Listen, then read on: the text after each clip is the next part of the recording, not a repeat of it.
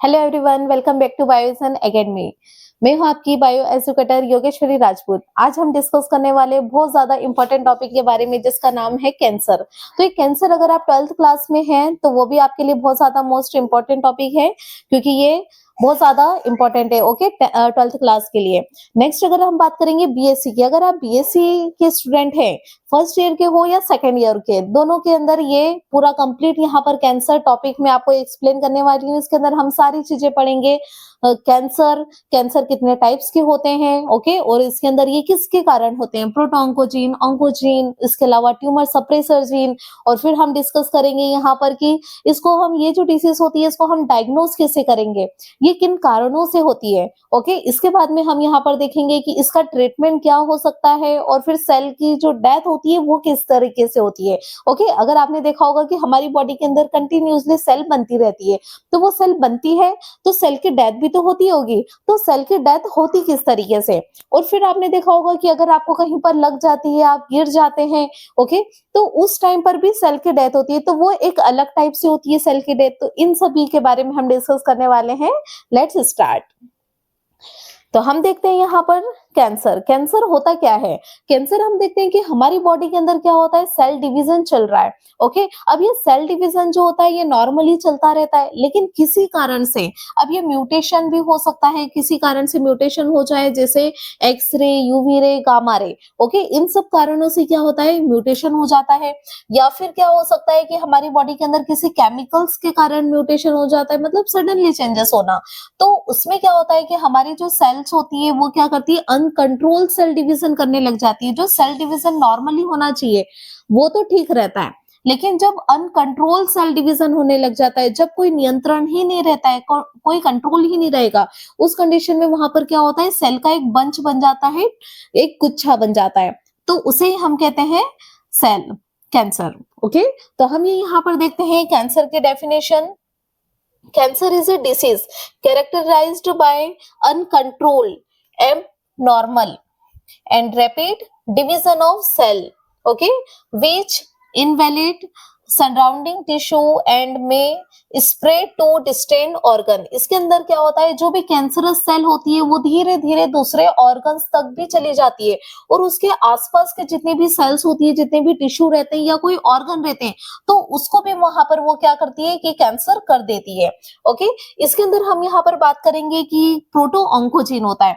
अब देखो क्या होता है कि हमारी बॉडी के अंदर, हम एक एग्जांपल लेते हैं कि क्या होता है कि अगर हमको सपोज, अगर किसी को पापा से डर लगता है, ओके, तो जब पापा से डर लगता है, अगर पापा घर पे हैं, तो हम क्या करते हैं, एक अच्छे बच्चे की तरह बैठकर सिंसियरली हम क्या करते हैं, पढ़ाई करते रहते हैं। ओके, लेकिन जैसे ही पापा घर से गए तो हम क्या करते हैं कि हमारी मस्ती शुरू हो जाती है। ओके, मम्मी से डर नहीं लगता है, मस्ती शुरू हो गई, टीवी देखना है, मोबाइल देखना है, ओके, या घर से बाहर जाना है, गेम्स वगैरह खेलना है, तो ये सारी चीजें क्या हो जाती है, ये स्टार्ट हो जाती है पापा की अब्सेंस में। ओके, पापा अगर घर पे नहीं है तो, ओके, तो वैसे ही हमारी सेल के साथ में भी होता है कि क्या होता है कि हमारी बॉडी के अंदर क्या होता है, अभी एक प्रोटो ऑन्कोजीन रहता है। देखो क्या होता है, हमारी बॉडी के अंदर जितनी भी सारी प्रोसेस होती है ना, जो भी हमारी बॉडी के अंदर जितने भी कैरेक्टर्स होते हैं, भले वो हमारा आईज कलर हो, हमारा हेयर कलर हो, स्किन कलर हो, हमारी हाइट हो, सारी चीजें डिपेंड करती है हमारे जीन्स के ऊपर। अब इसी में एक जीन होता है प्रोटो ऑन्कोजीन, ये बहुत अच्छा जीन है। ओके, ये क्या करता है, हमारी सेल डिवीजन को भी क्या करता है, कंट्रोल करके रखता है। ओके, सेल डिवीजन कंट्रोल करके रखेगा, सारी चीजें बिल्कुल अच्छे से करता है। जैसा मैंने आपको बताया था कि पापा की प्रेजेंस में, ओके, हम सिंसियरली क्या करते हैं, पढ़ाई करते रहते हैं, मतलब ये प्रोटो ऑन्कोजीन क्या रहता है, बहुत अच्छा बच्चा है। अब जैसे यहाँ पर क्या हुआ कि यहाँ पर कोई भी म्यूटेशन हुआ, ओके, एक्सरे हो सकता है, यूवी रे, गामा रे, या फिर कोई केमिकल्स भी हो सकते हैं, तो इन सब कारणों से क्या हुआ कि ये प्रोटो ऑन्कोजीन कन्वर्ट हो जाता है ऑन्कोजीन में। ओके, प्रोटो ऑन्कोजीन किस में कन्वर्ट हो गया, ऑन्कोजीन में। अभी यहाँ पर क्या हो रहा है कि पापा जैसे घर से बाहर गए तो हम क्या हो जाते हैं, एक शैतान बच्चे में कन्वर्ट हो जाते हैं। ओके, जैसे ही क्या हो जाता है, ऑन्कोजीन में कन्वर्ट हो जाते हैं। तो ये ऑन्कोजीन जो रहते हैं ये क्या करते हैं, हमारी बॉडी के अंदर अनकंट्रोल सेल डिवीजन करेंगे। ओके, यहाँ पर क्या होता है कि सेल का डिवीजन जो है एक कंट्रोल होना चाहिए कि हाँ इतना इस मैनर में होना चाहिए, लेकिन वहां पर क्या होता है सेल डिवीजन चलते जा रहे हैं, कंटिन्यूअसली चलता जाता है, तो उसके कारण क्या होता है बॉडी के अंदर एक ट्यूमर बन जाता है, गठान बन जाएगा, उसी को हम क्या कहते हैं कैंसर कहते हैं। ओके, तो प्रोटोऑन्कोजीन आई होप आपको समझ में आया होगा। तो होता क्या है proto-oncogene? Proto-oncogene are normal gene. Okay, normal gene होता है ये present in healthy cells, healthy cell में प्रेजेंट होगा, that regulate normal cell growth, division and differentiation. Okay, तो ये क्या करता है नॉर्मल सेल के अंदर प्रेजेंट रहता है, हेल्दी सेल के अंदर प्रेजेंट रहेगा। नॉर्मली ये क्या करता है सेल डिवीजन को, सेल ग्रोथ को भी ये क्या करता है कंट्रोल करता है। ओके, अब इसमें यहाँ पर आप देखेंगे कि ये जो जीन रहता है ना बहुत ज्यादा एसेंशियल होता है नॉर्मल सेलुलर फंक्शन के लिए। Okay, these genes are essential for normal cellular function, हमारे नॉर्मल सेलुलर जो एक्टिविटी होती है, जो फंक्शंस होते हैं, तो उसके लिए बहुत ज्यादा एसेंशियल होता है, आवश्यक होता है हमारे लिए प्रोटोऑन्कोजीन। ओके, अब देखिए हम यहाँ पर देखेंगे कि फंक्शन क्या क्या होते हैं प्रोटोऑन्कोजीन के। तो ये क्या करता है सेल साइकिल को कंट्रोल करके रखता है। ओके, हमारी जो सेल डिवीजन होता है, नॉर्मल जो सेल डिवीजन होता है, तो उसको प्रमोट करता है। Okay, promote normal cell division. Next हम देखेंगे कि ये क्या करता है ग्रोथ फैक्टर को भी क्या करता है रेगुलेट करता है। रिसेप्टर्स होते हैं हमारी सेल के अंदर, हमने पढ़ा था सेल सिग्नलिंग, तो सेल सिग्नलिंग के अंदर वहां पर क्या होते हैं सेल के बाहर आपने देखा था कि कुछ अलग अलग रिसेप्टर होते हैं, कुछ सेल के अंदर भी होते हैं, कुछ सेल के बाहर भी होते हैं, तो वहां पर क्या होते हैं ये रिसेप्टर को भी क्या करेगा रेगुलेट करता है। ओके, नेक्स्ट हम देखेंगे सिग्नल्स को ट्रांसडक्शन में भी हेल्प करता है, सिग्नल्स को एक जगह से दूसरी जगह पर अगर पहुंचाना है तो उसके अंदर भी यहाँ पर क्या होता है कि ये जो प्रोटोऑन्कोजीन रहता है ये बहुत ज्यादा हेल्प करेगा। ओके, कुछ एग्जांपल्स हम देख लेते हैं कौन कौन से प्रोटोऑन्कोजीन रहते हैं, तो हम देखेंगे RAS। ओके, तो ये वाला जो होता है प्रोटोऑन्कोजीन ये क्या करता है सिग्नल्स को ट्रांसडक्शन करेगा, मतलब एक जगह से दूसरे जगह पर पहुंचाने का काम करेगा सिग्नल्स को, मैसेज को। ओके, नेक्स्ट हम देखेंगे MYC। तो यहाँ पर ये जो होता है MYC ये क्या होता है एक प्रोटोऑन्कोजीन होता है। ये क्या करेगा कि हमारी बॉडी के अंदर जो ट्रांसक्रिप्शन की प्रोसेस होती है, ट्रांसक्रिप्शन मतलब क्या होता है डीएनए से आरएनए का बनना, तो ये क्या करता है एक ट्रांसक्रिप्शनल फैक्टर होता है जो डीएनए से एमआरएनए बनाने में हेल्प करेगा। ओके, नेक्स्ट हम देखेंगे यहाँ पर EGFR। तो ये जो होता है प्रोटोऑन्कोजीन ये क्या करेगा ग्रोथ फैक्टर रिसेप्टर होता है, जो भी कोई ग्रोथ फैक्टर होगा तो वो उसको कहां पर आकर बाइंड करता है, तो ये इसके लिए एक रिसेप्टर होता है जो एक प्रोटोऑन्कोजीन है। नेक्स्ट आप देखेंगे यहाँ पर ABL, तो ये क्या होता है टायरोसिन काइनेज। ओके, तरफ वर्क करेगा। नेक्स्ट हम यहाँ पर देखेंगे ऑन्कोजीन। अब ये ऑन्कोजीन क्या है तो मैं आपको पहले ही बता चुकी हूँ, जो प्रोटोऑन्कोजीन होता है ना ये बहुत अच्छा होता है। ओके, नॉर्मल सेल डिवीजन के लिए बहुत अच्छा रहेगा, बहुत एसेंशियल होता है, आवश्यक होता है, लेकिन ये किसी म्यूटेशन के कारण किसी भी कारण से ये क्या होता है अगर कन्वर्ट हो गया ये ऑन्कोजीन में तो यही करवाएगा कैंसर। ओके, तो यहाँ पर हम देख लेते हैं ऑन्कोजीन होता क्या है। An oncogene is a mutated. Okay, मतलब इसमें क्या हुआ है ये जो जीन था इसके अंदर क्या हो गया म्यूटेशन हो गया है, म्यूटेटेड जीन है ये। ओके, म्यूटेटेड और abnormally activate from of a proto-oncogene that causes uncontrolled cell growth and division leading to cancer। Okay, तो इसके अंदर यहाँ पर क्या होता है कि जो प्रोटोऑन्कोजीन रहता है उसमें म्यूटेशन हुआ, उसके कारण ये कन्वर्ट हो गया है ऑन्कोजीन के अंदर। अब यही क्या करवाएगा अनकंट्रोल सेल डिवीजन करवाता है और कैंसर करवाता है। ओके, तो यहाँ पर हम देखेंगे कि सबसे पहले यहाँ पर क्या है प्रोटोऑन्कोजीन है जो पूरी तरीके से नॉर्मल है। ओके, अब ये इसके अंदर क्या हो गया म्यूटेशन हो गया। ओके, तो म्यूटेशन के कारण ये किसमें कन्वर्ट हो जाता है ऑन्कोजीन के अंदर जो क्या होता है कैंसर कॉजिंग जीन होता है। ओके, अब हम नेक्स्ट इसके अंदर देखेंगे कि कौन कौन से इसके एग्जाम्पल्स होते हैं। ओके, कि कौन कौन से आपके ऑन्कोजीन्स होते हैं जो अलग अलग तरह का कैंसर करवाते हैं। ओके, तो यहाँ पर हम देख लेते हैं कुछ एग्जाम्पल्स, जैसे सबसे फर्स्ट हम देखेंगे यहाँ पर ऑन्कोजीन है RAS। ओके, तो ये क्या था प्रोटोऑन्कोजीन भी था लेकिन ये बहुत अच्छा वर्क कर रहा था, लेकिन यहाँ पर क्या हुआ जब ये ऑन्कोजीन के अंदर कन्वर्ट हो गया तो फिर देखो ये क्या करता है कि ये सिग्नल्स का ट्रांसडक्शन करेगा। ओके, अब इसके अंदर क्या हो रहा है कि ये म्यूटेटेड हो गया है, अब इसके अंदर ये क्या करवाएगा कि गलत सिग्नल्स को ही क्या करवाएगा, ये ट्रांसडक्शन करवाएगा कि हाँ दूसरी सेल में भी क्या होना चाहिए, कैंसर होना चाहिए। ओके, अब नेक्स्ट आप देखेंगे mutation leads to continue cell division. ये क्या करवाता है, जो म्यूटेशन के बाद में कंटिन्यूसली क्या करवाएगा, सेल डिवीजन करवाएगा। ओके, और फिर यहाँ पर आप देखेंगे कि इसके कारण कौन सा कैंसर होता है, तो इसके कारण होता है पेनक्रियाटिक कैंसर, उसके अलावा होता है कोलोन कैंसर और होता है लंग कैंसर। ओके, तो लंग कैंसर, कोलोन कैंसर और पेनक्रियाटिक कैंसर किसके कारण होता है, RAS ऑन्कोजीन के कारण। ओके, पेनक्रियाज आपको पता है हमारी बॉडी के अंदर जो स्टमक के नीचे एक लीफ लाइक स्ट्रक्चर होता है जिसे हम कहते हैं पेनक्रियाज। ओके, तो पेनक्रियाज के अंदर अगर कैंसर हुआ तो उसे हम क्या कहते हैं, पेनक्रियाटिक कैंसर कहते हैं। हमारे अगर लंग्स के अंदर, फेफड़ों के अंदर अगर क्या हो जाता है, कैंसर हो जाता है तो उसे हम कहते हैं लंग कैंसर कहते हैं। उसके अलावा होता है कोलोन कैंसर, तो कोलोन हमारे इंटेस्टाइन में होता है, तो वहां पर हम उसे अगर इंटेस्टाइन के अंदर अगर क्या हुआ, कैंसर हो जाता है तो उसे हम कहते हैं कोलोन कैंसर। ओके, तो ये किसके कारण होता है, RAS ऑन्कोजीन के कारण होता है। ओके, नेक्स्ट हम यहाँ पर बात करेंगे MYC की। तो MYC जब यहाँ पर क्या था, प्रोटो ऑन्कोजीन था, तो ये क्या कर रहा था, ट्रांसक्रिप्शनल फैक्टर की तरह वर्क कर रहा था। अब ये क्या करता है, जब जैसे ये ऑन्कोजीन में कन्वर्ट हो जाएगा तो ये क्या करता है, हमारे लिम्फोमा करवाता है, ब्लड कैंसर करवा देता है। ओके, हमारे लिम्फेटिक सिस्टम के अंदर ये क्या करवा देगा, कैंसर करवा देगा। नेक्स्ट हम देखेंगे HER2, तो ये क्या होता है, ग्रोथ फैक्टर रिसेप्टर की तरह वर्क करेगा, प्रोटोऑन्कोजीन की में आपने देखा था। अब ये क्या करवाएगा कि जीन का एम्प्लीफिकेशन करवा देता है, इसी के कारण होता है ब्रेस्ट कैंसर।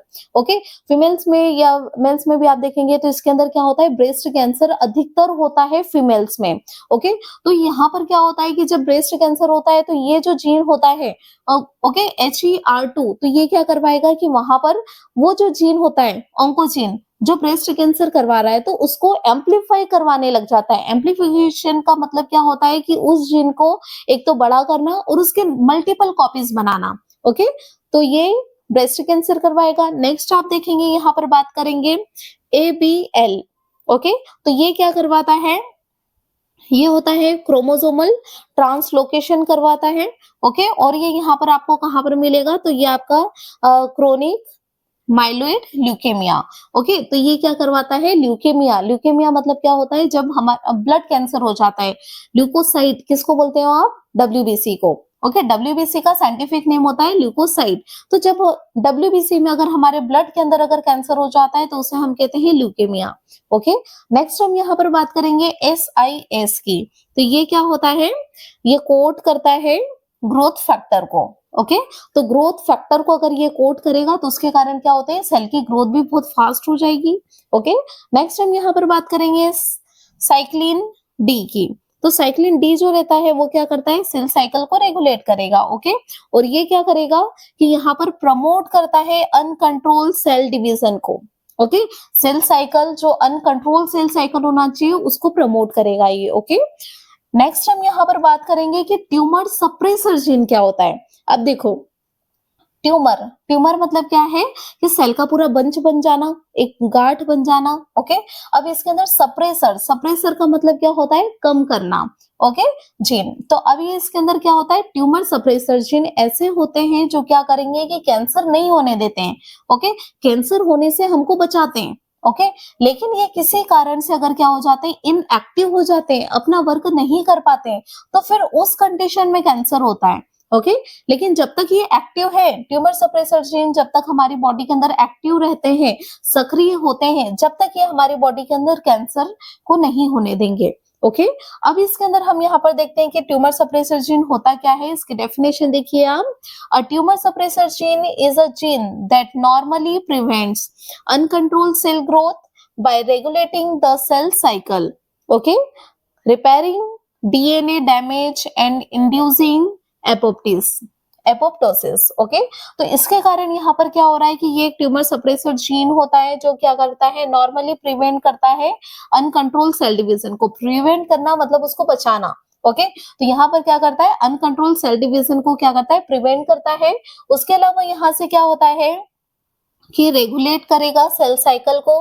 डीएनए अगर डैमेज हो गया है तो उसको रिपेयर करने का काम करेगा। नेक्स्ट आप देखेंगे कि वहां पर ये क्या करवा देता है, जो एपोप्टोसिस की प्रोसेस होती है, ओके, तो उसको भी यहाँ पर क्या करवाता है, एपोप्टोसिस करवाएगा, ताकि सेल की डेथ होगी तो वहां पर सेल का बंच नहीं बनेगा। ओके, अब हम यहाँ पर देखते हैं कि ये क्या होता है, when this gene are mutated और इनएक्टिवेट कैंसर में डेवलप्ड। ओके, मतलब क्या, कि जब अगर किसी कारण से ये ट्यूमर सप्रेसर जीन अगर क्या हो गया, म्यूटेशन इसके कारण हो गया, या फिर इसके अंदर क्या हो गया, इनएक्टिव हो गया, ये क्या हो गया, अक्रिय हो गया, मतलब ये जो है निष्क्रिय हो गया है, ये पूरी तरीके से काम नहीं कर पाएगा, एक्टिव नहीं है ये, तो उस कंडीशन में ये फिर कोई वर्क ही नहीं कर पाएगा, तो फिर क्या हो जाता है, कैंसर हो जाता है।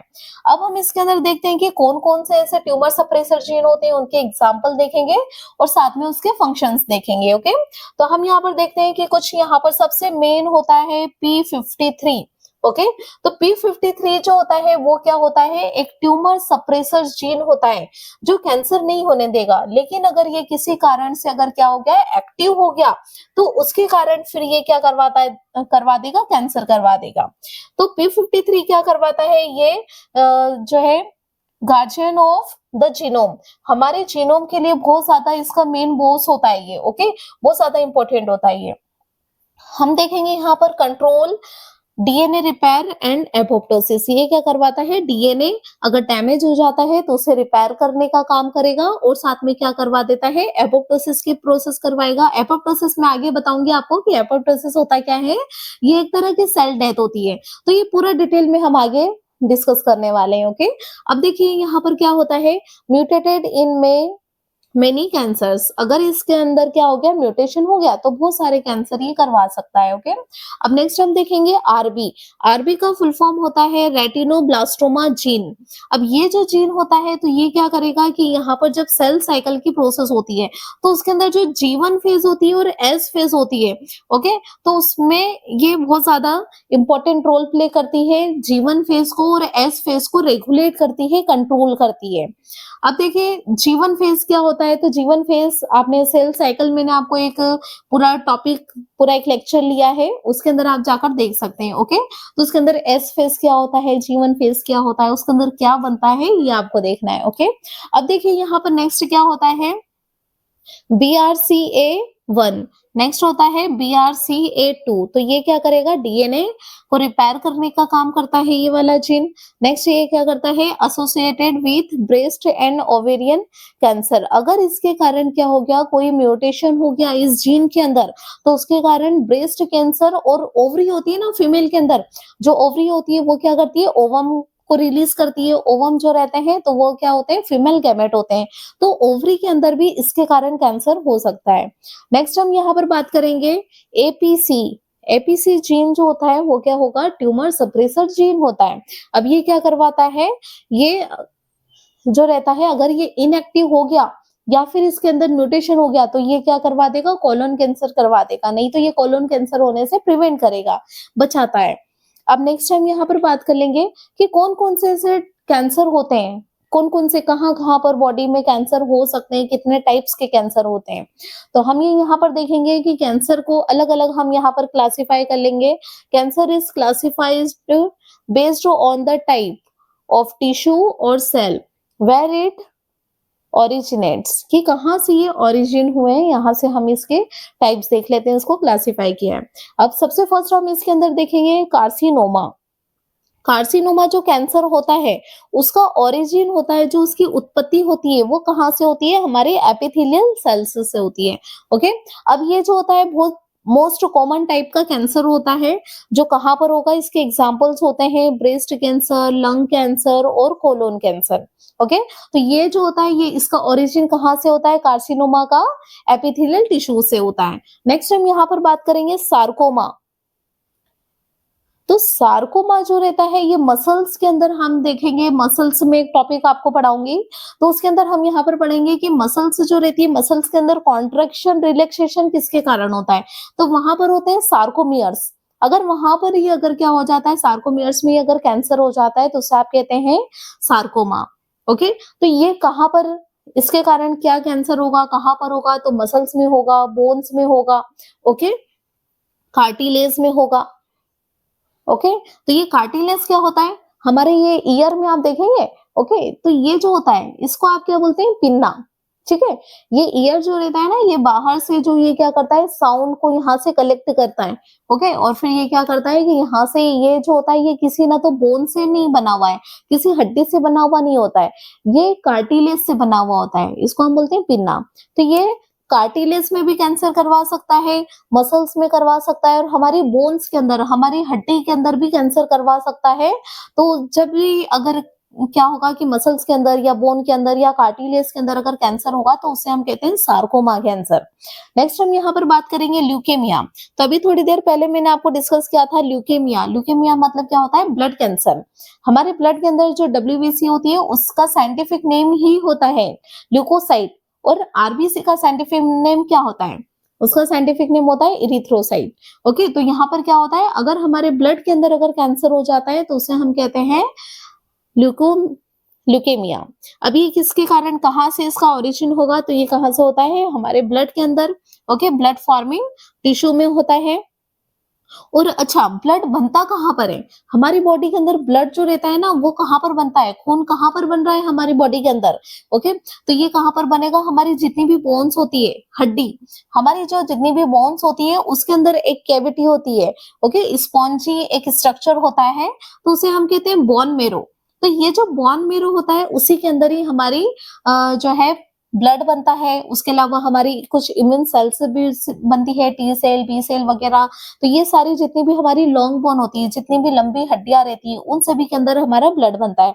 तो ब्लड बन रहा है तो वहां पर उसी के कारण कौन सा कैंसर हो रहा है, ल्यूकेमिया हो रहा है। और ये ब्लड बन का रहा है, बोन्स के अंदर बन रहा है, तो इसके कारण क्या होता है, जो बोन मेरो होता है वहां पर भी कैंसर हो सकता है इसके कारण। ओके, नेक्स्ट हम यहाँ पर देख लेंगे लिम्फोमा। तो लिम्फोमा जो होता है ना वो क्या होता है, हमारा जो लिम्फेटिक सिस्टम होता है उसमें कहीं पर भी अगर क्या हो गया है, कैंसर हो गया है, तो उससे हम कहते हैं लिम्फोमा। अब ये लिम्फेटिक सिस्टम क्या होता है, तो लिम्फेटिक सिस्टम हम देखेंगे कि ये किन किन चीजों से मिलकर बना हुआ रहता है। इसके अंदर लिम्फ रहते हैं, लिम्फ नोड्स होते हैं, लिम्फ वेसल्स होती है। ओके, तो ये सारी चीजें जो रहती है कंबाइन करके पूरी वर्क करती है हमारी बॉडी के अंदर। जितना भी इसके अंदर आप देखेंगे कि इसमें प्लाज्मा होता है, लेकिन उसके अंदर आरबीसी नहीं होती है, क्योंकि ये लिम्फ जो होता है ना ये कैसा होता है, कलरलेस होगा। ओके, अब इसके अंदर यहाँ पर क्या होता है कि वेस्ट मटेरियल भी होता है, और फिर ये क्या करेगा कि हमारी जो इंटेस्टाइन होती है वहां से फैट को एब्जॉर्ब करने का काम करेगा। तो ये लिम्फ जो रहता है ये हमारे लिए बहुत ज्यादा इंपॉर्टेंट रहता है। पूरा लिम्फेटिक सिस्टम हमको इम्यून सिस्टम यहाँ पर की तरह वर्क करता है और हमको इम्यून रिस्पॉन्स करता है। ओके, हमको इम्यूनिटी प्रोवाइड करता है। तो अगर इसमें यहाँ पर क्या हो जाता है, हमारे लिम्फेटिक सिस्टम में अगर कैंसर हो जाता है तो उसे हम कहते हैं लिम्फोमा। नेक्स्ट हम देखेंगे माइलोमा। तो माइलोमा जो होता है ना वो कहाँ पर, इसका ओरिजिन क्या होता है, प्लाज्मा सेल्स होती हैं bone marrow. Okay, bone marrow के अंदर वहां पर क्या होता है, इसका ओरिजिन होगा, कोई कैंसर हो जाता है तो उसे हम कहते हैं माइलोमा। नेक्स्ट हम देखेंगे, देखो ट्यूमर जो रहते हैं ना वो भी टू टाइप के रहेंगे। कि यहाँ पर आप देखेंगे कि कुछ ट्यूमर जो रहते हैं वो सभी कैंसरस नहीं होते हैं, सभी डेंजरस नहीं होते हैं। कुछ ट्यूमर जो रहते हैं तो वो क्या होते हैं कि वो नॉर्मली होते हैं, कि उसके अंदर क्या होता है, डॉक्टर कहते हैं कि ये कुछ मेडिसिन लो आप और उसी से आप ठीक हो जाओगे। और कुछ कैंसर, कुछ जो ट्यूमर होते हैं वो कैसे होते हैं, कैंसरस होते हैं, डेंजर होते हैं, तो उसका ट्रीटमेंट फिर अलग चलता है। तो ये पता कैसे चलेगा, तो ट्यूमर की अगर आप देखेंगे तो टू टाइप होते हैं। कौन कौन से, एक तो होता है बिनाइन ट्यूमर और सेकेंड होता है मैलिग्नेंट ट्यूमर। अब ये जो बिनाइन ट्यूमर होता है ना, देखो कभी क्या होता है कि हमारी बॉडी के अंदर कहीं पर भी छोटी मोटी सी गठान हो जाती है, तो वो क्या होता है कि उसको हम मूव करवा सकते हैं, मूवेबल होती है। ओके, तो ये जो मूवेबल जो ट्यूमर होता है ना, जो गठान होती है वो डेंजरस नहीं होती है, कैंसर नहीं होता है, तो उसे हम कहते हैं बिनाइन ट्यूमर। लेकिन हम देखेंगे कि कुछ ट्यूमर ऐसे होते हैं कि जो उसको हम मूव करवा रहे हैं लेकिन वो मूव नहीं करवा पाते हैं। ओके, और वो अंदर ही अंदर वो क्या करते हैं कि अपना जो है सेल को बढ़ाते जाते हैं और दूसरी सेल से अटैच होते हैं, ताकि उसके सराउंडिंग में जितनी भी सेल्स होती है या ऑर्गन रहते हैं, और तो वो क्या करते हैं कि स्प्रेड हो जाते हैं दूसरे हमारे ब्लड के साथ में दूसरे ऑर्गन तक भी। तो वो क्या करवाते हैं, धीरे धीरे बहुत जल्दी जल्दी वो क्या करवाते हैं कि पूरी बॉडी के अंदर कैंसर सेल को स्प्रेड करवा देते हैं। तो उसे हम कहते हैं माइलिन मिलेग्नेंट ट्यूमर। ओके, तो यहाँ पर ये क्या होता है, बिनाइन ट्यूमर की अगर आप बात करेंगे तो ये कैसा होता है, नॉन कैंसरस होगा। ओके, बिनाइन ट्यूमर कैसा होता है, नॉन कैंसरस होता है, डज नॉट स्प्रेड, ये फैलता नहीं है।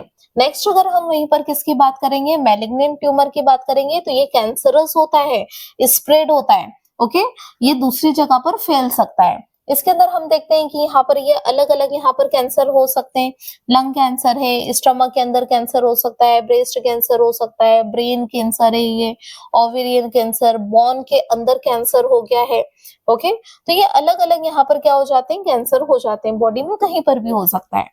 नेक्स्ट हम यहाँ पर बात करेंगे कि किन कारणों से होता है कैंसर, किस कारण से कैंसर हो जाता है। ऐसा क्या होता है कि हमारी बॉडी के अंदर कैंसर हो जाता है, जो प्रोटो ऑन्कोजीन जो होता है, इतना अच्छा जो जीन है प्रोटो ऑन्कोजीन, वो कन्वर्ट हो जाता है ऑन्कोजीन के कारण।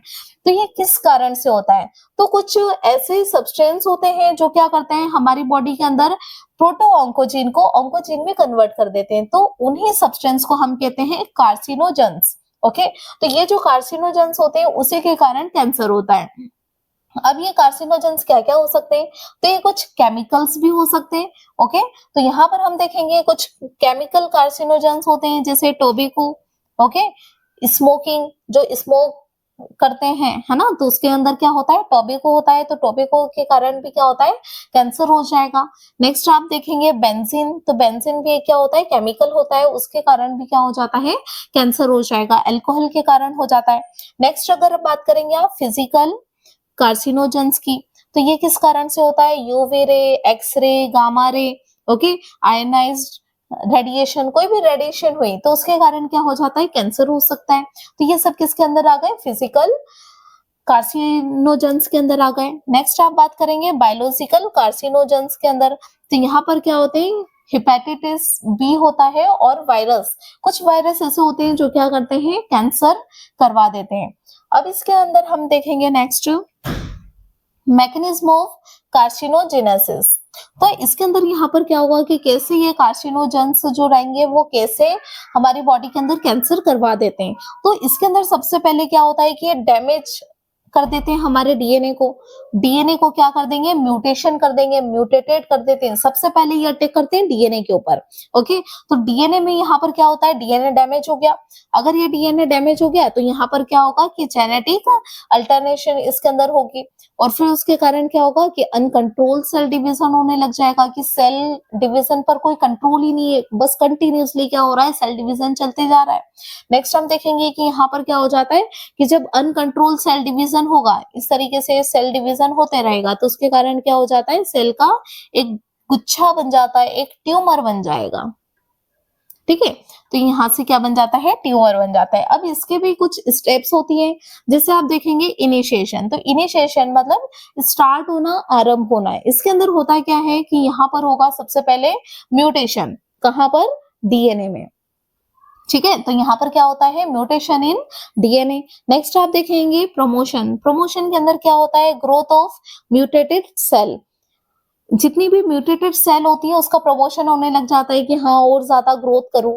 ठीक है, और फिर नेक्स्ट क्या हो जाता है, प्रोग्रेसिस, तो यहाँ पर क्या होगा, फॉर्मेशन ऑफ मैलिग्नेंट ट्यूमर। जो मैलिग्नेंट ट्यूमर होता है वो कैसा होता है, कैंसरस होता है ट्यूमर, तो वो वहां पर क्या होने लग जाता है, फॉर्मेशन होने लग जाएगा। नेक्स्ट आप देखेंगे कि इसके डायग्नोसिस, डायग्नोसिस मतलब उस डिसीज को पहचानना, कि पता कैसे चलेगा कि कैंसर है। तो इसके लिए भी अलग अलग मेथड होती है, जैसे आप यहाँ पर देखेंगे फिजिकल एग्जामिनेशन, एकदम से स्टार्टिंग में जैसे डॉक्टर के पास जाते हैं तो क्या बोलते हैं कि हमको कुछ यहाँ पर कुछ गठान जैसा लग रहा है, तो वो क्या करते हैं, उसको हाथ लगा के चेक करते हैं। ठीक है, तो ये क्या होता है, फिजिकल एग्जामिनेशन होता है, देखते हैं कि वहां पर कुछ लंप तो नहीं है, कुछ गठान है, क्या है, वो मूवेबल है कि नहीं, ये सारी चीजें वो चेक करते हैं। तो सबसे फर्स्ट क्या हो जाता है, फिजिकल एग्जामिनेशन। इसके अंदर क्या होता है, लंप या फिर एबनॉर्मल ग्रोथ को वहां पर चेक किया जाता है, डिटेक्ट किया जाता है। नेक्स्ट आप देखेंगे यहाँ पर कि इमेजिन जो इमेज होती है उसके फॉर्म में, कि एक्सरे या फिर सीटी स्कैन होता है या फिर एमआरआई होता है, तो उसके हेल्प से भी हमको पता चल जाता है कि कहाँ पर कैंसर है। बॉडी के अंदर सीटी स्कैन करवाया जाता है, एमआरआई करवाया जाता है, उससे पता चल जाएगा।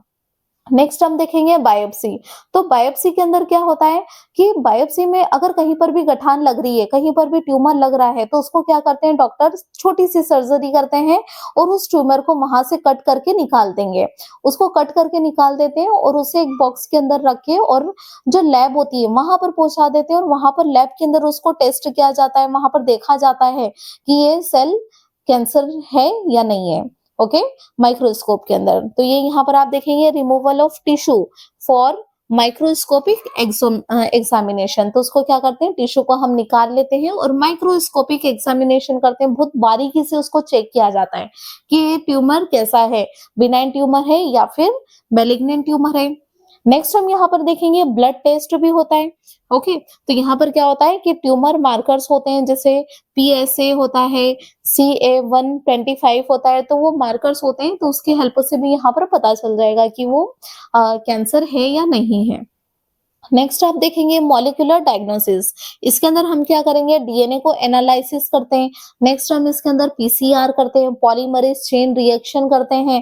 ठीक है, फिर इसके अंदर हम क्या करते हैं, जेनेटिक टेस्टिंग भी करते हैं। ये जो होता है हम इसके अंदर जीन्स की भी यहाँ पर टेस्ट करेंगे कि वहां पर जो है म्यूटेशन हुआ है या नहीं हुआ है। और ये जो कैंसर होता है ना, ये क्या होता है कि ये एक जनरेशन से दूसरी जनरेशन के अंदर भी ट्रांसफर होता है, मतलब ये एक जेनेटिक डिसऑर्डर होता है। ओके, नेक्स्ट हम यहाँ पर देखेंगे कि इसका ट्रीटमेंट कैसे किया जाए। अभी हमने देख लिया कि कैंसर होता क्या है, किस कारण से हो रहा है, कौन उसको बचा सकता है, हमारी बॉडी के अंदर ही कोई उसको प्रिवेंट कर सकता है, जैसे ट्यूमर सप्रेसर जीन। नेक्स्ट हमने इसके अंदर देखा कि यहाँ पर जो है कितने टाइप्स के कैंसर होते हैं। फिर हमने देखा कि अगर ये कैंसर हो जाता है तो हम उसको डायग्नोज कैसे करेंगे। अब हम देख लेते हैं कि अगर डायग्नोज कर लिया है, अब उसका क्या स्टार्ट करेंगे, ट्रीटमेंट, तो उसका उपचार कैसे किया जाएगा। तो देखो हम क्या करते हैं, सबसे पहले हम यहाँ पर क्या करवा सकते हैं, सर्जरी करवा सकते हैं, ऑपरेशन करवा सकते हैं। तो ऑपरेशन से हम क्या करते हैं, उस ट्यूमर को रिमूव कर देते हैं, वहां से हटा देते हैं, removal of tumour. Okay, next हम यहाँ पर क्या बात करेंगे कि कीमोथेरेपी की जाती है। ठीक है, तो कीमोथेरेपी जो होती है वो क्या होती है, एंटी कैंसर ड्रग होते हैं। एंटी मतलब क्या होता है, किसी भी चीज के अगेंस्ट। तो कैंसर, एंटी कैंसर मतलब कैंसर के अगेंस्ट वर्क करने वाली ड्रग्स, मेडिसिन। ठीक है, तो इसके अंदर हम इसका यूज करेंगे। अब ये क्या करती है कि बहुत जल्दी जो सेल डिवाइड करती है, तो उसको क्या करने लग जाती है, बहुत फास्ट सेल को किल करने लग जाएगी, मारने लग जाएगी। तो इसके कारण पता है क्या होता है, ये बहुत ज्यादा मतलब बहुत ज्यादा ऐसी रहती है कि इसमें क्या होता है कि जो हेयर जो रहते हैं, हेयर फॉल भी बहुत ज्यादा होने लग जाते हैं और पूरा हेयर रिमूव हो जाते हैं। ओके, तो ये इसके कारण यहाँ पर क्या होता है, एंटी कैंसर ड्रग्स के कारण होता है, बहुत ज्यादा हाई पावर की होती है ये। ठीक है, कीमोथेरेपी में। अब नेक्स्ट हम देखेंगे यहाँ पर रेडिएशन थेरेपी। तो कुछ रेडिएशंस होती है, तो इसके अंदर हाई एनर्जी रेज जो रहती है वो क्या करती है, बिल्कुल हाई वेलोसिटी के साथ में हाई एनर्जेटिक हम रेज को कहां पर पहुंचाएंगे, पर्टिकुलर जो कैंसर सेल है वहां पर। तो उस रेडिएशन के कारण वहां पर क्या होता है कि वो सेल की डेथ हो जाती है। नेक्स्ट हम यहाँ पर देखेंगे इम्यूनोथेरेपी। तो इसके अंदर हम क्या करते हैं कि हमारे इम्यून सिस्टम को इतना ज्यादा स्टिमुलेट कर देते हैं, इतना ज्यादा उसको स्ट्रॉन्ग कर देंगे कि अगर हमारी इम्यूनिटी अगर पावर बहुत ज्यादा स्ट्रांग रहेगा, तो उसके कारण क्या हो जाता है, कैंसर सेल वहां पर अपना वर्क नहीं कर पाएगी, उससे लड़ती है, फाइट करने लग जाती है कैंसर सेल से। नेक्स्ट हम देखेंगे टारगेटेड थेरेपी। इसके अंदर हम क्या करते हैं कि कोई भी टारगेटेड स्पेसिफिक कैंसर जीन होता है, तो उसी पर हम अटैक करते हैं। ओके, नेक्स्ट हम यहाँ पर देखते हैं हार्मोन थेरेपी। इसके अंदर यहाँ पर हम क्या करेंगे कि कुछ यहाँ पर हम देखेंगे कि जैसे ब्रेस्ट कैंसर होता है या फिर प्रोस्टेट ग्लैंड में ही कैंसर हो जाता है, तो उसके अंदर कुछ हार्मोन्स का यूज करेंगे, तो उसके कारण क्या होता है कि वो कैंसर सेल जो रहती है वो डिस्ट्रॉय हो जाती है। ओके, नेक्स्ट हम यहाँ पर बात करेंगे कि एपोप्टोसिस। अब ये कैंसर यहाँ पर हो रहा है, ठीक है, फिर हमने बात करी थी कि कैंसर के अंदर जो अनकंट्रोल सेल डिवीजन चल रहा है, उसके अंदर सेल की डेथ ही नहीं होती है। अब देखो सेल की डेथ होना बहुत ज्यादा जरूरी है, बॉडी के अंदर अलग अलग तरीकों से सेल की डेथ होती है। अब देखो क्या होता है कि हमारी बॉडी के अंदर डेली क्या हो रहा है, सेल, नई सेल बन रही है, तो पुराने सेल की डेथ भी होना पड़ेगी। तो डेथ सेल भी आपने देखा है कि हमारी स्किन में ऊपर के साइड में रहती है। अब ये सेल की डेथ होती कैसी है, ओके, तो हम देखते हैं कि हमारी बॉडी के अंदर जो नॉर्मली हमको पता ही नहीं चलता है कि सेल की डेथ कब हुई, कैसे हुई। तो ये जो प्रोसेस होती है ना, बॉडी पूरी प्रोग्राम करके रखती है, पूरी डिसाइडेड होती है सेल की डेथ कि अच्छा ये प्रोसेस करना है और इससे सेल की डेथ होगी। तो उससे क्या होगा कि हमको कोई ना तो पेन होगा, कोई दर्द नहीं होता है, कोई इन्फेक्शन नहीं होता है, कोई इन्फ्लामेशन नहीं होता है। ओके, तो यहाँ पर क्या होता है कि ये एक तरीके की क्या होती है, प्रोग्राम्ड सेल डेथ होती है, पहले से डिसाइडेड होगी। इसके अंदर कोई स्वेलिंग नहीं होगी, कोई सूजन नहीं होती है, कोई इन्फ्लामेशन, कोई रेडनेस नहीं होगी, कोई पेन नहीं होता है। ओके, तो यहाँ पर हम देख लेते हैं कि एपोप्टोसिस होता क्या है। Apoptosis is a form of programmed cell death in which cell die in a controlled and regulated manner without causing inflammation। ठीक है, तो हमने इसके अंदर यही बात करी कि ये क्या होती है, एक प्रोग्राम्ड सेल डेथ होती है जिसके अंदर क्या होगा कि जो यहाँ पर क्या करेगा, कंट्रोल करता है और रेगुलेट करता है सेल की डेथ को, और ये अच्छे मैनर में कंट्रोल और रेगुलेशन मैनर में क्या करता है, ये इसको रेगुलेट करेगा और बिना किसी इन्फ्लामेशन के, without any causing inflammation. Next हम इसके अंदर देखेंगे कि इसी को हम यहाँ पर क्या बोल सकते हैं, सुसाइड, सेल सुसाइड भी बोल सकते हैं, क्योंकि यहाँ पर क्या हो रही है, सेल की डेथ हो रही है। अब यहाँ पर हम देखते हैं कि इसके क्या क्या इंपॉर्टेंस है, सेल की डेथ होना एपोप्टोसिस से ही क्यों ज्यादा जरूरी है। तो इसके कारण क्या होता है कि यहाँ पर ये क्या करता है, हेमोस्टेसिस से भी बचाता है, मेंटेन करके रखता है। नेक्स्ट आप देखेंगे कि जो जितनी भी डैमेज सेल हो जाती है हमारी बॉडी के अंदर, सेल जो रहती है वो डैमेज भी होती है, इन्फेक्टेड भी होती है, किसी कारण से इन्फेक्शन हो जाता है, तो उन सेल की डेथ करवाना बहुत ज्यादा जरूरी रहता है। तो ये जितनी भी डैमेज सेल होती है या फिर इन्फेक्टेड सेल होती है, तो उनको यहाँ पर ये क्या करता है, उसकी डेथ करवा देगा, उसको कंट्रोल करके रखता है। नेक्स्ट हम यहाँ पर देखेंगे कि जब एम्ब्रियोनिक डेवलपमेंट होता है, जब एम्ब्रियो बन रहा है, तो उस कंडीशन में वहां पर क्या होता है कि कहाँ पर, जैसे सपोज ये हैंड की हम बात करें, तो अब ये पूरा जो हैंड है ये पूरा बन रहा है एम्ब्रियोनिक स्टेज में। जो भ्रूण होता है उसके अंदर क्या बन रहा है, ये पूरा हैंड बन रहा है। अभी यहाँ पर क्या हो रहा है कि हैंड के बीच की जो सेल है इनको यहाँ से हटाना पड़ेगा, रिमूव करना पड़ेगा, तभी तो ये इस तरीके से हैंड में, फिंगर में गैप होगी, नहीं तो ये सारी फिंगर ऐसे चिपकी हुई हो सकती है। ठीक है, तो बीच के सेल को रिमूव करना पड़ता है, तो ये प्रोसेस बहुत ज्यादा एसेंशियल होती है। ठीक है, कब, एम्ब्रियोनिक डेवलपमेंट के टाइम पर भी। ठीक है, नेक्स्ट हम यहाँ पर क्या करते हैं कि प्रिवेंट कैंसर फॉर्मेशन, कि कैंसर का फॉर्मेशन होने से भी क्या कर सकते हैं, इससे बचा सकते हैं कि जितनी भी सेल के डिवीजन हो रहा है, ट्यूमर को ना बनने दें, उसमें क्या करवा दें, सेल की डेथ करवा दें, तो ट्यूमर बन ही नहीं पाएगा। ठीक है, तो फिर हम यहाँ पर देख लेते हैं कि इसके क्या क्या कैरेक्टरिस्टिक होते हैं एपोप्टोसिस के। तो आप देखेंगे कि सबसे पहले अगर क्या होना है कि सेल की डेथ होना है, तो उस कंडीशन में पता है क्या होती है, ये क्या है, एक नॉर्मल सेल है,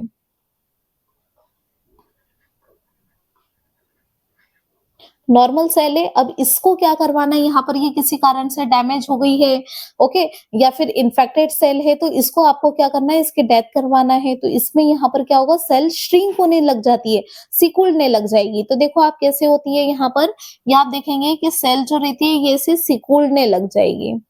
ठीक है, ये जब सिकुड़ने लग जाएगी ना, तो इसके अंदर क्या होता है, जो क्रोमेटिन होते हैं, जो क्रोमोसोम होते हैं, तो वो क्या होने लग जाते हैं, कंडेंस होने लग जाएंगे, पास पास में होने लग जाएंगे। क्यों, क्योंकि सेल भी तो श्रिंक हो रही है ना, सेल एकदम सिकुड़ रही है, तो उसके अंदर का जो क्रोमेटिन फाइबर्स होते हैं वो भी क्या होने लग जाएंगे, कंडेंस होना स्टार्ट हो जाएंगे।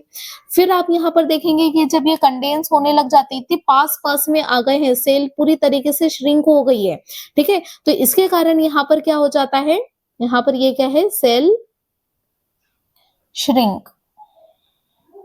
अभी यहाँ पर क्या हो रहा है कि यहाँ पर जो होता है, इसके अंदर जो सेल श्रिंक हो गई, इसके अंदर जो डीएनए था, डीएनए क्या हो जाएगा, टूट जाएगा, डीएनए के फ्रेगमेंट्स बन जाएंगे। ठीक है, सेल एकदम से सिकुड़ेगी, तो उसके कारण क्या होता है, जो डीएनए को इतनी स्पेस मिल रही थी, अब वो कम स्पेस है, तो उसके कारण क्या होगा, डीएनए के छोटे छोटे से फ्रेगमेंट्स बन जाएंगे। तो यहाँ पर क्या होता है, डीएनए के छोटे छोटे से फ्रेगमेंट बन जाते हैं, डीएनए क्या हो जाता है, टूट जाता है। ठीक है, डीएनए फ्रेगमेंट, डीएनए फ्रेगमेंटेशन होने लग जाएगा।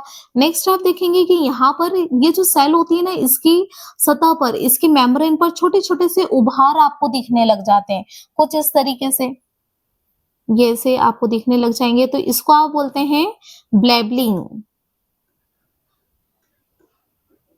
ओके। तो सेल की मेम्ब्रेन पर क्या होने लग जाएगी, ब्लेबलिंग होने लग जाती है। अब इसके कारण यहाँ पर देखो आपको कुछ ऐसा स्ट्रक्चर दिखता है कि यहाँ पर ये जो सेल है ना, ये यहाँ पर इस तरीके का स्ट्रक्चर दिखने लग जाएगा। ठीक है, तो ये जो स्ट्रक्चर होता है इसको आप बोलते हैं एपोप्टोटिक बॉडीज। तो ये जो एपोप्टोटिक बॉडीज होती है, अब यही क्या होगा कि ये यहाँ से पूरी तरीके से ये यहाँ से इस तरीके से सेपरेट हो जाएगी और पूरे छोटे-छोटे से फ्रैगमेंट्स में डिवाइड हो जाती है। अब ये जो यहाँ पर ये एपोप्टोटिक बॉडी है, तो ये जो एपोप्टोटिक बॉडीज होती है, ये इनको क्या होता है कि कुछ मैक्रोफेजेस होते हैं। मैक्रोफेजेस क्या करेंगे, इसको फेगोसाइटोसिस की एक प्रोसेस होती है जिससे वो उसको इन छोटे-छोटे पार्टिकल्स को जो एपोप्टोटिक बॉडी से उसको खा लेते हैं, निगल जाते हैं। ओके, इनगल्फ कर लेते हैं उसको। तो यहाँ पर क्या होता है, ये मैक्रोफेजेस जो रहते हैं ये बड़े डेंजरस हैं। वैसे अच्छे हैं हमारे लिए। ओके, तो ये यहाँ पर क्या करते हैं, फेगोसाइटोसिस की प्रोसेस होगी। फेगोसाइटोसिस, तो फेगोसाइटोसिस की प्रोसेस से क्या कर लेते हैं, मैक्रोफेजेस इन छोटे-छोटे से एपोप्टोटिक बॉडी को खा लेते हैं, निगल लेते हैं। तो पूरी के तरीके से क्या हुआ, सेल की डेथ हो गई और जो एपोप्टोटिक जो बॉडी बनी थी वो भी क्या हो जाती है, पूरी तरह से खत्म हो जाती है और सेल के अंदर वहां पर आसपास बॉडी के अंदर कहीं पर ना तो कोई सूजन होगी और ना ही कोई इन्फ्लामेशन होगा, कोई रेडनेस नहीं होगी। बाकी के आसपास ये सेल को भी कोई वहां पर कोई टेंशन नहीं रहेगा कि कोई उसके कारण वो चीजें खराब होने लग जाए। ठीक है, तो ये बहुत अच्छी होती है प्रोग्राम्ड सेल डेथ एपोप्टोसिस को आप कहते हैं। अब इसके अंदर इसका पाथवे है कि ये होगा कैसे। तो यहाँ पर क्या होता है कि अगर यहाँ पर क्या हो रहा है, एक होता है इंट्रिंसिक पाथवे। इंट्रिंसिक पाथवे क्या होता है कि सेल के अंदर की साइड में, तो सेल के अंदर अगर कुछ वहां पर जैसे डीएनए डैमेज हो गया है तो उसके कारण वहां पर क्या होता है, सेल अंदर ही अंदर क्या करने लग जाती है, पूरा एक वहां पर प्लानिंग करने लग जाती है कि किस तरीके से सेल के डेथ करवाना है। एक होता है extrinsic pathway, extrinsic external side. Okay, तो एक्सट्रिंसिक पाथवे मतलब क्या होता है, सेल के बाहर के साइड में, और इंट्रिंसिक इन मतलब क्या होता है, सेल के अंदर। मतलब अगर सेल के अंदर अगर कोई खराबी रहेगी तो उसके कारण कौन सा होगा, इंट्रिंसिक पाथवे हम देखेंगे, और अगर सेल के बाहर होगा तो कौन सा होगा, एक्सट्रिंसिक। तो यहाँ पर हम सबसे पहले बात करेंगे इंट्रिंसिक की। तो यहाँ पर ये किसके कारण होता है, इसमें बहुत ज्यादा इंपॉर्टेंट रोल प्ले करता है हमारा माइटोकॉन्ड्रिया, जिसे हम कहते हैं powerhouse of the cell. तो यहाँ पर हम देखेंगे कि अगर ये किसी कारण से क्या हुआ कि हमारी सेल के अंदर अगर डीएनए डैमेज हो जाता है या फिर कोई स्ट्रेस होता है, कोई तनाव होता है, तो उसके कारण वहां पर क्या होता है कि ये हमारी जो माइटोकॉन्ड्रिया होती है वो किस चीज का सिक्रेशन करने लग जाएगी, वो सिक्रेशन करती है साइटोक्रोम सी का। अब ये जो साइटोक्रोम सी होते हैं ये क्या करते हैं कि साइटोक्रोम सी के कारण यहाँ पर एक्टिवेट हो जाते हैं कैप्सिसिस। ओके, तो ये कैप्सिसिस जो रहता है वो क्या हो जाता है, एक्टिव होगा। जैसे ये एक्टिव होगा तो वो क्या कर देगा, डीएनए को पूरी तरीके से तोड़ देगा, सेल को श्रिंक कर देगा और डीएनए क्या हो जाएगा, डीएनए के फ्रेगमेंट बनने लग जाएंगे। अब ये जो डीएनए के फ्रेगमेंट बने उसके कारण क्या होगा, एपोप्टोटिक बॉडीज बनेगी, और एपोप्टोटिक बॉडी जो बनती है उसको ये मैक्रोफेजेस क्या करते हैं, फेगोसाइटोसिस की प्रोसेस से उसको इनगल्फ कर लेते हैं, खा लेते हैं। ठीक है, तो यहाँ पर क्या हो रहा है, माइटोकॉन्ड्रिया बहुत ज्यादा इंपॉर्टेंट रोल प्ले कर रहा है। अगर सेल के अंदर डीएनए डैमेज है, कोई तनाव है, कोई भी खराबी अगर वहां पर हो जाती है तो उसके कारण आपका माइटोकॉन्ड्रिया क्या सीक्रेट करेगा, साइटोक्रोम सी। अब ये साइटोक्रोम सी क्या करेगा, कैप्सिसिस को क्या करता है, एक्टिव कर देगा, जिसके कारण सेल श्रिंक होने लग जाएगी, उसका जो डीएनए रहता है उसके छोटे छोटे से फ्रेगमेंट्स बन जाएंगे, टूट जाता है पूरी तरीके से डीएनए, और यहाँ पर एपोप्टोटिक बॉडीज बन जाती है, सेल पूरी तरह से फ्रैगमेंट्स में टूट जाएगी। तो इन एपोप्टोटिक बॉडी का क्या करना है, तो इनके लिए यहाँ पर क्या होता है, मैक्रोफेजेस होंगे जो इसको फेगोसाइटोसिस की प्रोसेस से इनगल्फ कर लेते हैं, निगल जाते हैं, डाइजेस्ट कर लेंगे। नेक्स्ट अगर आप बात करेंगे एक्सट्रिंसिक पाथवे की, तो यहाँ पर क्या होता है, यहाँ पर सेल के ऊपर यहाँ पर कुछ रिसेप्टर्स होते हैं। तो यहाँ पर क्या होगा कि ये एक्सटर्नल सिग्नल्स के कारण होता है, सेल के अंदर की साइड में नहीं, सेल के बाहर कोई सिग्नल्स होते हैं कि नहीं ये यहाँ पर कोई जो है खराबी है तो इसके कारण सेल की डेथ करवाना है। तो यहाँ पर क्या होते हैं, कुछ रिसेप्टर होते हैं, जैसे होता है FAS। ओके, तो FAS जो रिसेप्टर होता है इससे जाकर बाइंड करते हैं FAS लिगेंड। एफएस लिगेंड जाकर जुड़ते हैं, जिसके कारण यहाँ पर क्या होता है, कैस्पेसेस एक्टिव हो जाएगा, और ये जैसे एक्टिव होता है तो उसके कारण वहां पर क्या होने लग जाएंगे, डीएनए के फ्रैगमेंट बनने लग जाएंगे। डीएनए फ्रैगमेंट अगर बनेंगे तो वहां पर क्या हो जाएगा कि सेल के अंदर भी वहां पर ब्लैबलिंग होगी, उसके बाद में फिर वहां पर क्या हो जाएगी, एपोप्टोटिक बॉडी बन जाएगी। एपोप्टोटिक बॉडीज अगर बन गई है तो उसको यहाँ पर क्या होगा, फेगोसाइटोसिस की प्रोसेस हो जाएगी। फेगोसाइटोसिस की प्रोसेस कौन करवाता है, बाय मैक्रोफेजेस। ठीक है, तो ये पूरा प्रोसेस होता है एपोप्टोसिस का। अब हम बात करते हैं कि कभी क्या हो जाता है, हम कहीं पर गिर जाते हैं, लग जाती है हमको, खून निकलने लग जाता है, ब्लीडिंग होने लग जाती है, तो वहां पर भी क्या हो रहा है, सेल की डेथ होती है। ठीक है, तो ये जो सेल डेथ होती है ना, ये अलग तरीके से होती है। अब इसके अंदर ये जो होती है, जो नॉर्मली हो रही थी, जिसके अंदर हमको ना तो कोई दर्द होगा, ना कोई रेडनेस होगी, ना कोई स्वेलिंग होती है, कोई सूजन नहीं होती, कुछ भी नहीं होता, हमको पता ही नहीं चलता है कि कब सेल की डेथ हो गई है।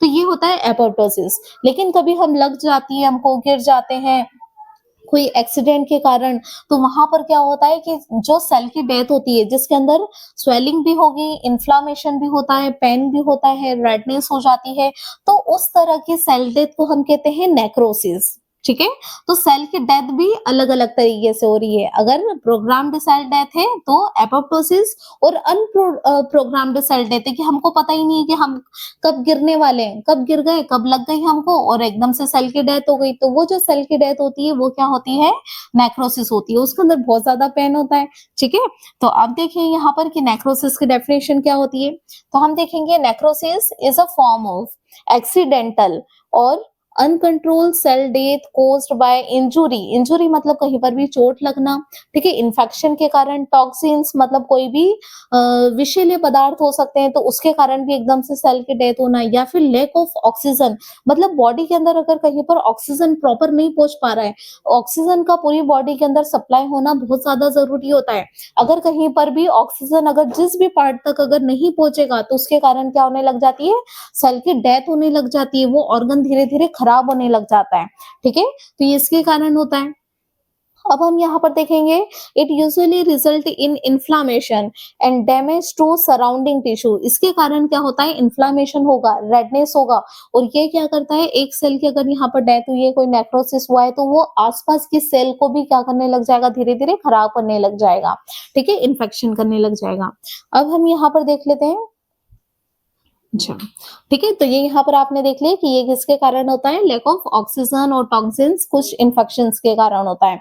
अब हम नेक्स्ट लेक्चर में डिस्कस करेंगे कि अगर कभी कहीं पर आपने देखा होगा ना, सीआईडी आप बहुत ज्यादा देखते होंगे, सीआईडी या फिर कोई भी क्राइम अलर्ट वगैरह आपने देखा होगा, तो वहां पर क्या होता है, कोई भी क्राइम होता है, अब वो क्रिमिनल को कैसे पकड़ती है, सीआईडी। ठीक है, आपने देखा है कि क्या होता है कि दया है, अभिजीत है, ये सब क्या करते हैं कि कहीं पर भी क्राइम हुआ है तो वो कैसे पता लगा लेते हैं कि हाँ यही क्रिमिनल है। तो इसके लिए हम यहाँ पर क्या पढ़ेंगे कि डीएनए फिंगरप्रिंटिंग, कि आपको कैसे पता चलेगा कि कहाँ पर क्राइम हुआ है और वो क्राइम किसने किया है। ठीक है, तो इसके बारे में हम नेक्स्ट लेक्चर में मिलते हैं।